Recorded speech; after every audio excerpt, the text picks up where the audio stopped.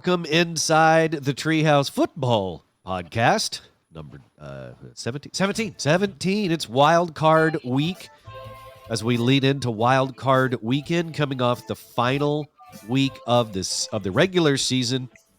The Cowboys handled the Commanders of Washington, 38 to, I forgot, like 10 or something, or 20. That's how, at a certain point, disinterested I became in the game, just because, by the fourth quarter, it had been long over. And really, other than Stephon Gilmore being injured, the worst thing that happened in that game for the Cowboys was Brandon Aubrey finally missing a kick. I don't think I have ever been more disappointed to see a kick blocked than I was with that. I was like, well, damn. So I was curious about that. To me, that shouldn't count against him, because the one after that he doinked off the upright, yes, that's a miss.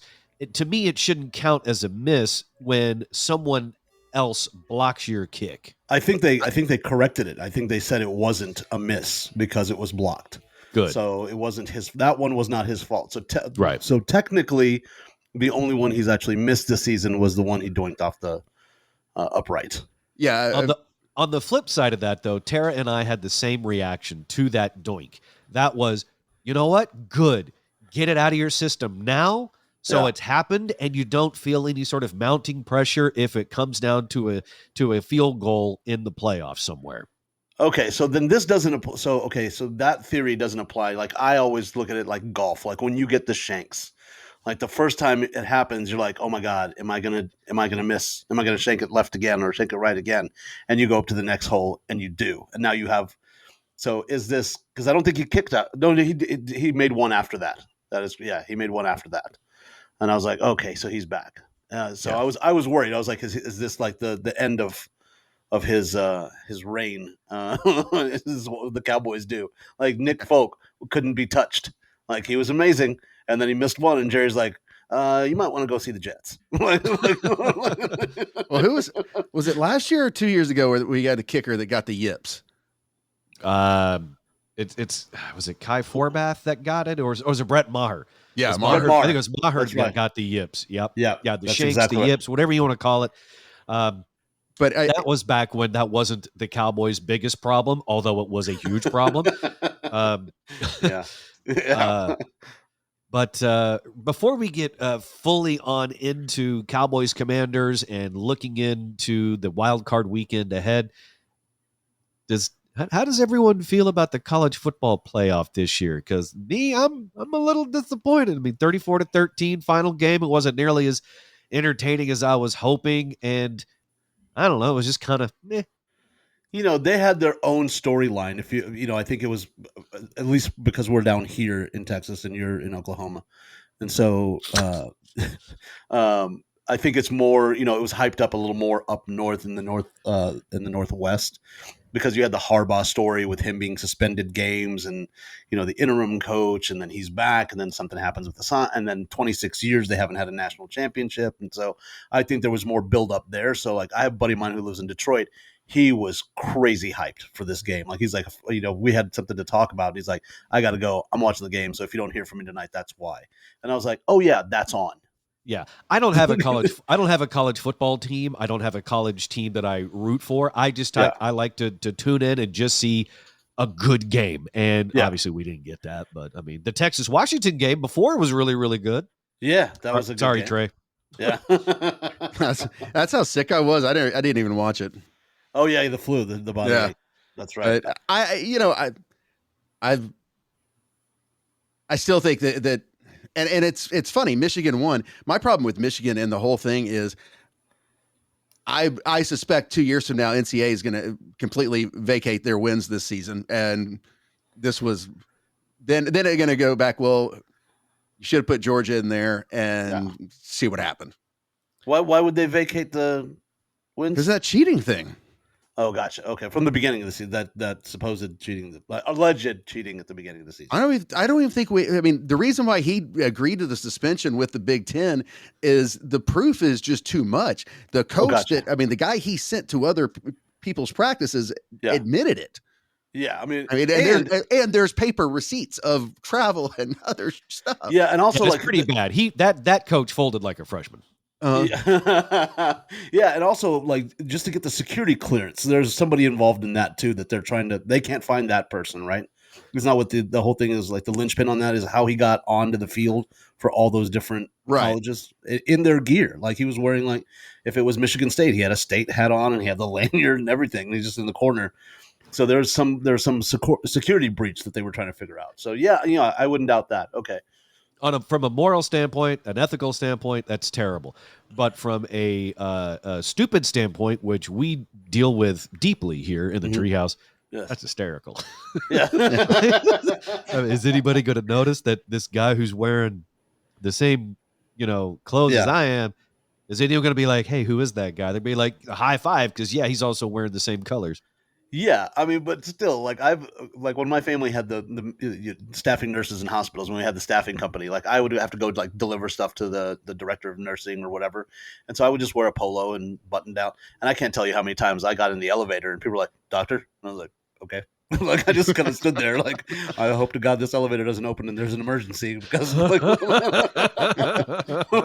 so I kind of understand that when people are looking around, because if you look like you're supposed to be there, that's what. If you look like there's nothing wrong, there's nothing sneaky, there's nothing suspicious going on, I deserve to be here. People go, "Did we hire a new guy?" And somebody go, "Yeah, probably." And anyway, watch the game. And so, or watch practice, like that's what. Yeah. And then what's more bizarre about the story, and I think this will all come out, is their dad, Jack Harbaugh, was accused of this basically the same thing. Yeah, that's exactly right. Yeah.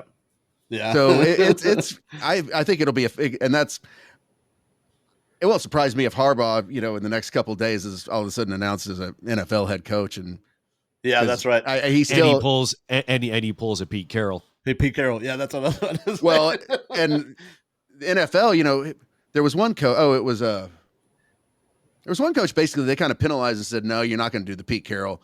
So no one's quite sure what the NFL will do with that. But I think Michigan said he's got an offer on the table for $125 million, but he has to agree that he can't even talk to an NFL team for like the next 2 years. Oh, wow. Okay. That's a good tactic. Yeah. It's not just money to coach the team, but it's money so you don't leave. Yeah, and if you want to know how cheating works out and how karma's a bitch, ask Belichick how he feels this season. Well, I mean, was it 7 Super Bowls? I mean, I think he still came out ahead on that situation. Yeah, I mean, but still, like he had that. I mean, he just every season, like, well, they know they're going to the playoffs and they might go to the Super Bowl. And this year it was like, well, they got to fire him. I was like, well, that was quick. that was really fast. Time to move on. Six rings. He sucks. I'm like, wow. Yeah. That was... And it's funny because at the beginning of this NFL season on this football podcast, we were saying, you know what, with as many trophies as he lined Bob Kraft's pants with, despite the crowded area, you would think that he could have the job for as long as he wanted it. But I guess eventually it just they didn't end in the happy ending that he wanted. I couldn't help it. I had to.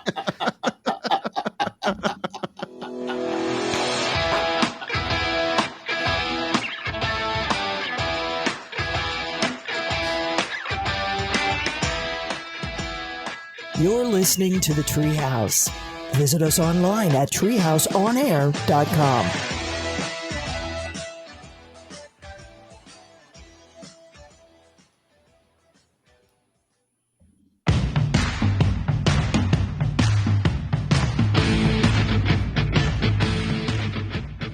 You're in The Treehouse. Visit us online at treehouseonair.com. Welcome back inside the Treehouse Football Podcast, number 17, as we roll into Wild Card Weekend. To recap, the Cowboys handled the Commanders. The Eagles faltered mightily against the Giants. Yeah. And therefore, we end up, the Cowboys, as the number 2 seed in the playoffs, a home game. I just forgot who they're playing. Jesus Christ. Packers. Green Bay. Packers. Thank you. See, I'm sick, so my brain's not all there. Hey, before we get into play, I have one question I want to ask you. Going back to the Brandon Aubrey field goal. Okay. Did y'all not watch that and go, man, his line must hate him? Because they basically let that guy just in untouched to block that kick. That's why we were talking about, should that count as a block, a miss? No. If it was low and like the guy in the second row touched it, block. Yeah, that's the kicker's fault. That was the line just going, record. F you. Ole. I mean, It does. It really does make you wonder when a player is missed to that degree. It is kind of stunning. And I'll give you a really good example. I think I mentioned this to you guys the week before, in the game the week before. You had a play in the end zone where Dak is going back. It was on the 90-something yard touchdown to CeeDee. Dak falls back into, or he doesn't fall back, but he drops back. And the blitzing linebacker from the Lions barely nudges him with his elbow. Like he gives him like a quick chicken dance bump and goes right by Dak. And Dak just chunks it to CeeDee and boom, it's a touchdown. That play, I was wondering, okay, there's got to be something weird going on, because I don't understand how an NFL linebacker could miss somebody that badly. Same thing with Olaying the defensive lineman on that kick, Trey. Yeah. He blocked it with his torso. Had Aubrey just waited a millisecond, he would have flown past it and he probably would have made it. Yeah, if he just halted, and then kicked, he might have gone between his legs and still through the uprights. Yeah, that's when you have a lineman like, whose car is this in my parking spot? Oh, that's Brandon's. It's like, oh, okay, I got you, buddy. And that is one of those things I do wonder for Brandon Aubrey, and even for the holder, I believe it's Brian Anger, is when you see someone come through the line that untouched, that's where as you, the holder, go like, well, he ain't making this. You just pick it up and fire, and you roll out and do something with it, because he obviously not going to make this kick because this guy's going to eat it. Yeah. I also look at it like, if it were me, like, and I see like a guy twice my size running at me, I would just yell, "I'm the kicker!" Like that's all I would do. Like you just shriek like a woman and fall down. I'm the kicker and faint. That would be it.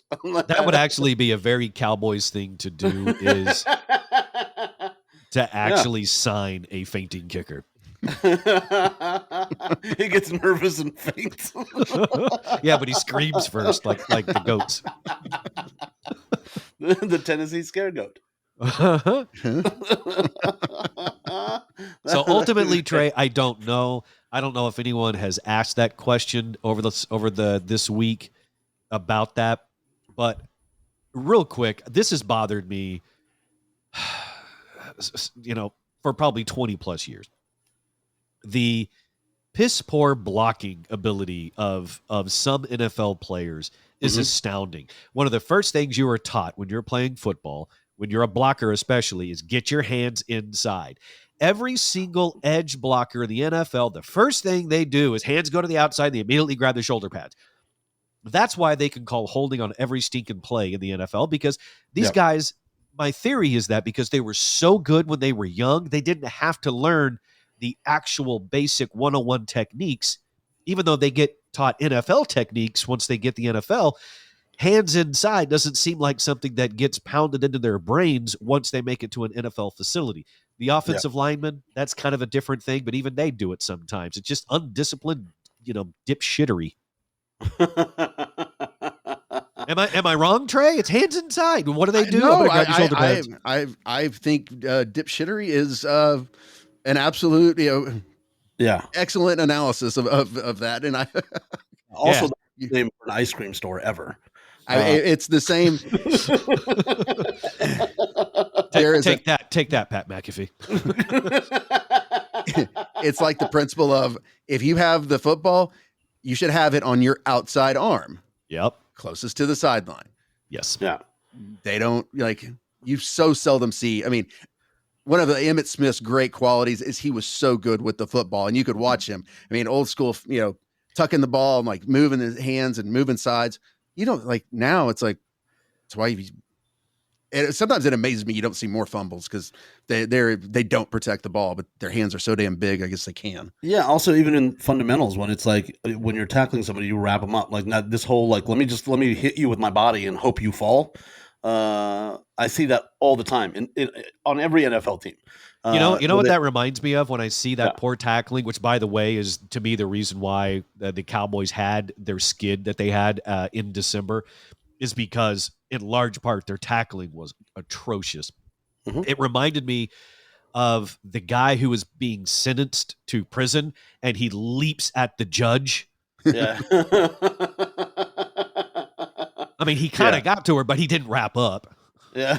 He just leaps into her general vicinity and hopes that something happens. Yeah, That's and kind of what a lot of NFL tackling looks like. And I just can't believe like coaches don't go, can we just take a second to show some film real quick? What was the logic behind this? Like what were you thinking? I was just hoping he would fall. Like okay, well that's not how it works. The guy's running. You got to wrap him up and take him down. It's just simple. Yeah, I can't imagine what the film room must have looked like for the Lions, despite the way the game ended. Even though it would have, I don't want to get into all that. That's a huge mess. But at the end of it, the Lions were wrong. They still had 2 other penalties that could have been called on them, even if the guy had reported properly. Was that linebacker that doesn't get the sack on Dak? Yeah, I can't imagine what Dan Campbell must have said to him watching that film. I mean, I would think that guy may not even he may be missing. Well, it is Detroit. They might have just given him a glass of water and called it a night. So Just left the door open and put a blindfold on him. Yeah. So, but I unimpressed with the Commanders game. I mean, it was a good victory, but it was like at the end, by the time you said the fourth, it was done. Like by the time for me, like end of the second quarter, beginning of the third, I was like, oh, this is a wrap. We can start getting dinner ready. It was fun to hear the difference in the cadence between, Dak's "Here we go" and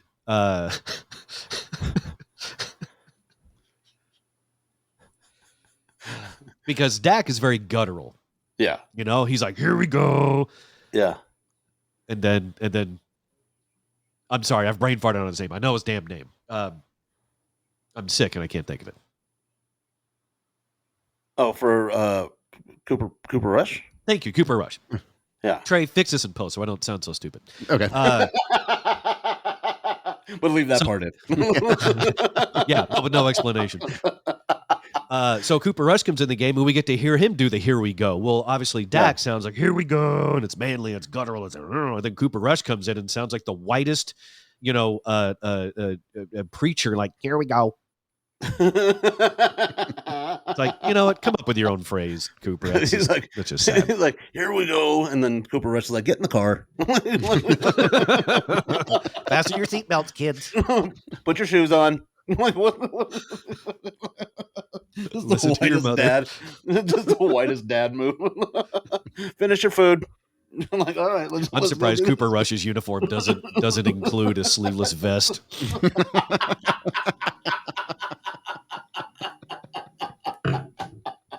Hopping in a Tahoe.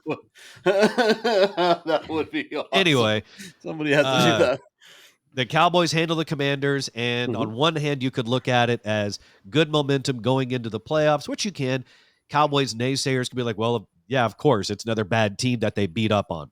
And that's been the slam on the Cowboys for a number of years. Now, there's even the graphic that I've seen for years. It's a little cycle type thing. It's beginning of the season. We all have all this hope. We're going to make the Super Bowl. Cowboys beat up on bad teams. It's like, oh, this is our year. And then they falter in December or in the playoffs against good teams. And then we start the cycle back over again. But looking back on this season, some of the wins the Cowboys had were actually against quote unquote good teams / playoff teams. They beat the Lions. I don't care about the controversy. They beat the Lions. They beat the Eagles. Yep. That's still a playoff team. I don't care, how they look going into it. That's still a playoff team.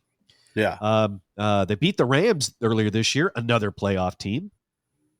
Yeah. They were neck and neck with the Dolphins. They got blown out by the Bills, but still, you see my point. Like they had some wins against quote unquote good teams. It wasn't all just kicking the crap out of really bad ones.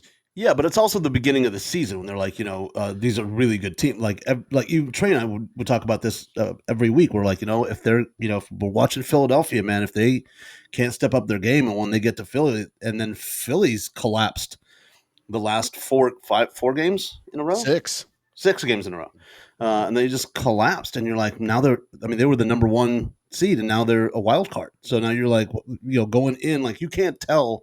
Midway through the season, you can still kind of get an angle on it, but like it's the last 6 games that you go, okay, well then this is carrying them into the playoffs and into the wild card. Like you can see who's the good team and who was good at the beginning, who like had steam at the beginning and didn't have enough steam to finish it off at the end. And now you're wondering, as Cowboys fans, okay, and everyone else is doing this when they're going in, seeing their team and who they're going to play, and thinking, who do I want to play? Who do I don't want to play? So the Cowboys end up with the 2 seed and a home game. The way all the positioning works out with wins and losses and records and such, the Cowboys draw the Packers, the Jordan Love Packers that without Aaron Rodgers, they get into the playoffs. Obviously, there's lots of Cowboys-Packers history, Cowboys-Packers playoff history. Lots of Cowboys getting torched by Aaron Rodgers. It's a young team. It's one of the teams I was like, I'd rather play them than I would Seattle again. I'd rather play them than the Rams again. Yeah. Is it careful what we wish for? Green Bay fans are so big right now on Facebook and Instagram of how they're undefeated at AT&T Stadium. No, Aaron Rodgers was undefeated at AT&T Stadium. Jordan Love has come on, played some good games, but I am with you, Dan. Of all the possible opponents, I'll take them over anyone else. Yeah, and I think it was Terry Bradshaw that was like, he's picking the Packers, or he was last week, and he's like, because of that same thing. Well, they're undefeated at AT&T Stadium, and then Michael Strahan, same thing, corrects him and goes, no. Aaron Rodgers was undefeated. That's a big difference. It's a huge difference. This is Jordan Love coming into the home field advantage with the hometown boys and that energy that comes into that. And so that's enough to terrify most teams. So I think it'll be a good game. I think it'll be I'd like to see how he performs under that kind of pressure. And it's one of the really interesting wild card weekend storylines. There's like 4 of them. And one of them is McCarthy going up against his old team, the Packers. The Packers coming to Arlington, and can the Cowboys beat Green Bay? That'd be nice. And then on top of that, the other storylines, you've got Tyreek Hill's Dolphins going to the Chiefs after they just let him go. Oh yeah, you've also got, and this is probably the best storyline of them all. This weekend, you've got Jared Goff's Lions going up against Matthew Stafford's Rams in one of the best switcheroos in recent NFL history. So that's a matchup outside of the Cowboys game I'm really excited to watch. Same. That's kind of a who won the trade match. Well, so far the Rams did because they won a Super Bowl, but Jared Goff may I don't think he still could end up, getting a piece of that pie himself. We'll see. Yeah, and then and then Tyreek Hill, the whole thing, his house burning down. That's $2.3 million out of his pocket. So that's got to be a little bit of a distraction. I don't know, but that's going to be an interesting to see how he's welcomed back to his old town. That's one of those things. If you're a Chiefs fan, do you try to hit him where it hurts? Like, do you have posters of houses on fire to distract him? Or just his house on fire? If you've got photos of that, absolutely. If you can find a drone to show an image onto the field of an actual video of the flames pouring out of Tyreek Hill's house, I think that'd be a next level fandom. Everybody should just dress up as firefighters. That's at the game and not actually fighting a fire.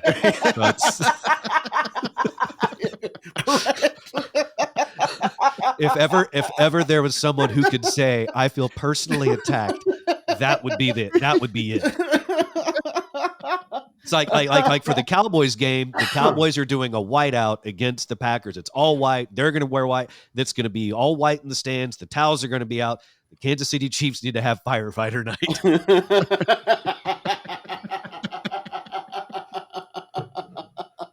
And then just play the roof is on fire on repeat. And burning down the house. Yeah. It's just on shuffle. Just a 2-song shuffle.